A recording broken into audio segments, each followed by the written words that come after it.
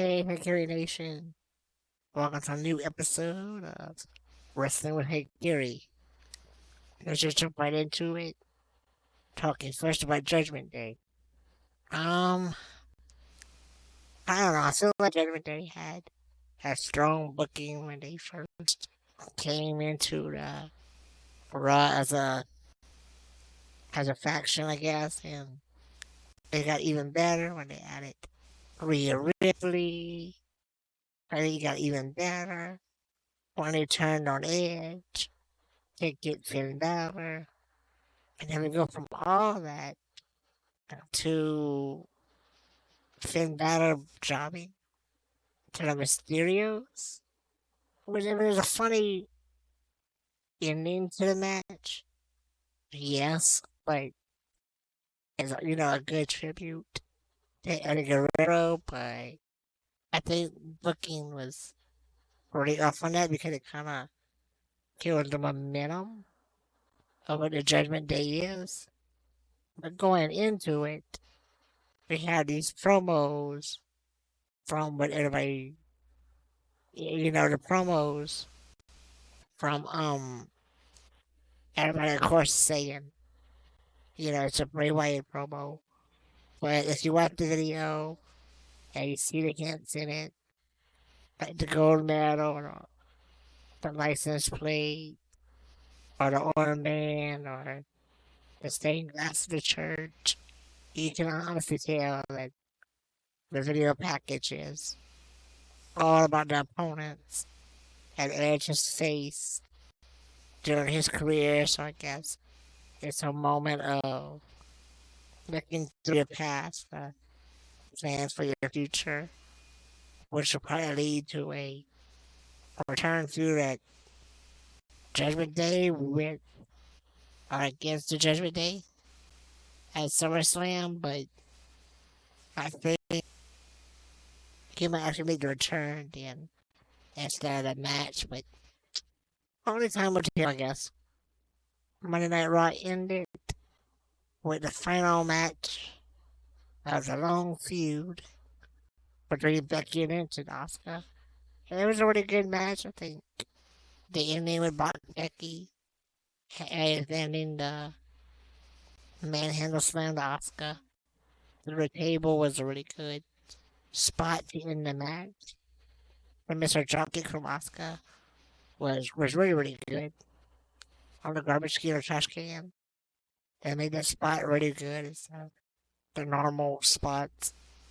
I think it's a good ending for the feud. I don't know where this places either one of the competitors into the future towards SummerSlam. I really hope it does not lead to another Becky versus Bianca match, but only time will tell. I look forward to see where each wrestler goes in their coming feud now that this trilogy is over. On NXT, we had Toxic Attraction versus Cora Jade and Roxanne Perez for championship. The match was kind of stale. Feel like the teams didn't clash, but it had good chemistry. It didn't work out too well.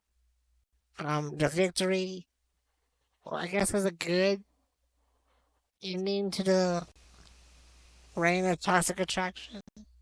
I think a different tag team would have been better because Cora Jade and Roxanne are great singles competitors, and I think they help, build that single division really good.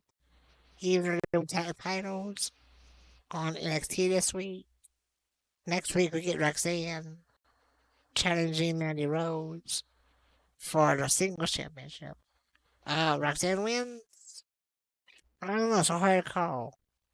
It may be Roxanne will become the first wrestler in NXT to hold double championships, and the trio of Toxic Attraction is moved to the main roster, which is very needed right now. But Chance and also need to be moved. But I don't know if Roxanne is gonna beat Mandy Rose, but I think it'll be a good singles match. I just don't understand where this is really going for Roxanne or a Cora Jade or a Toxic Attraction. NXT Great American Bash. And that was the main event of Ron Breaker versus Cameron Grimes. That was a really great match. Cameron was able to showcase exactly why he's able to be a world title contender and maybe even a champion in the future on the world title caliber. I think the back and forth between both of them was a really great spot. Braun did great. So really well to Cameron. Cameron was really good. At the end of the match, where Braun won, that was a very sick spear. I highly recommend it. After the match, the former Irish Ace made his debut in NXT, where McDonald attacked Braun Breaker to set up which would be a world title feud. Will the Irish Ace win? I'm gonna say yes. I think WWE is really high on the former Jordan Devlin.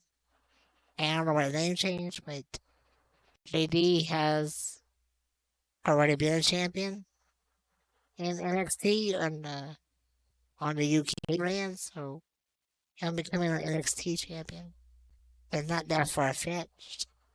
And I'm pretty sure they're looking to move Braun Breaker over onto the main roster, which is a good thing for him. He has the skills, the charisma, everything. So Braun Breaker has a big future, and it's gonna start happening not sooner than later. So look forward to that. I look forward to JD facing Braun. I think it's gonna be a great match, and I'm eager to see what happens to Cameron Grimes as well. Over at AEW, Warlow won a very squashed match over Scorpio Sky, which is very disappointing to become the champion. Warlow, I think Warlow's push is peaked. I don't think he's ever gonna go higher than this on the card. Because of his size, he might be pushed to the main event. I don't know if he'll ever become champion on the world title level. This match was pretty lackluster. I think a Scorpio Sky was not injured, which is a big problem for the AEW roster right now is injuries. This would have been a great better match. But Warlock got his championship. Congratulations.